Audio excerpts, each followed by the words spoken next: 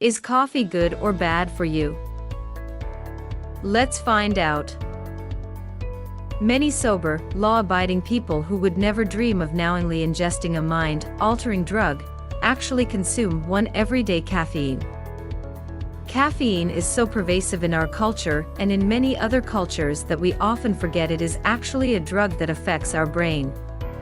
Caffeine is present in coffee, tea, many cola drinks, and over-the-counter medications. The most common way that most of us ingest caffeine is in the form of coffee. And some of us drink many cups of coffee a day. If you are one of those people who drinks a lot of coffee daily, you probably wonder what all that coffee is doing to you. Is coffee really bad for you, or is drinking coffee just a harmless vice? Can it be possible that coffee is actually good for us? The research on coffee shows mixed results. Some studies show that drinking coffee increases the rate of heart attacks, while other studies have shown that drinking large amounts of coffee decreases the risk of diabetes. There are nutritional advisors who claim that coffee makes us age faster, wears out our adrenal glands, and causes all sorts of untold damage to our cells. Other researchers claim that coffee, especially if it's freshly roasted and ground, is full of antioxidants and therefore good for us. Most doctors say that drinking 1 or 2 cups of coffee a day is probably not harmful. And of course there are others who say we ought to avoid caffeine altogether. The one thing that most researchers and most coffee drinkers agree on is that coffee can keep us awake at night and cause insomnia if we drink it late in the day. Yet many of us drink coffee precisely because we want to boost up the activity of our brain cells, especially when we first wake up. Many of us feel that we cannot really get going in the morning until we have had our first cup of coffee. We often continue to drink coffee throughout the day whenever our energy appears to be flagging and our brain seems to need additional help to think more clearly. Does caffeine really enhance mental performance, or is that just a myth? Yes, caffeine does give a temporary boost to brain cells. But the amount required to improve mental performance is not very high. Even half a cup of coffee will be enough to give your brain a boost that lasts several hours. Oddly enough, more caffeine is not necessarily better.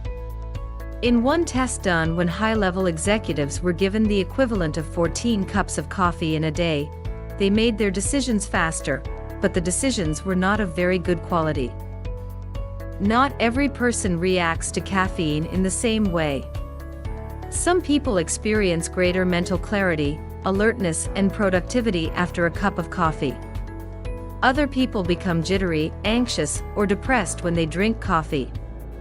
Although caffeine will keep most of us awake if taken at night, it does not have this effect on everyone. In some older people, coffee or tea can improve memory and alertness enough to partly offset the effects of aging. It is true that caffeine is mildly addicting for most people.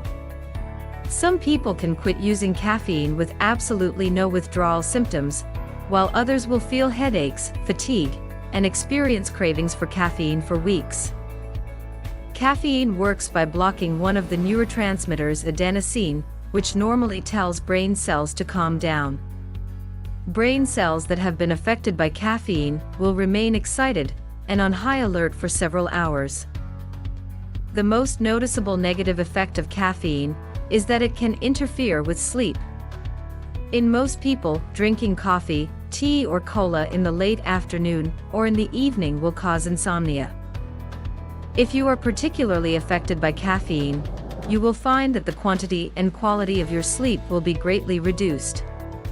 This can set off a vicious cycle, where you feel so tired all the next day that you drink a lot more coffee just to try to feel awake. If this is happening to you, cut back on the amount of coffee you consume each day. You may experience fewer withdrawal symptoms if you cut down gradually. You may wish to substitute green tea for some of your cups of coffee. Green tea has some caffeine, but not as much as coffee. Better yet, consider substituting exercise for some of those cups of coffee. If you can't leave your workplace, at least get up from your chair periodically. Do a few stretches, walk around a bit, and jump up and down a few times. Take some deep breaths. A little exercise break can revitalize your brain without giving you the caffeine jitters. Remember that your brain won't really benefit from more than 1 or 2 cups of coffee in a day. If you find this video helpful, press like and share with your family and friends.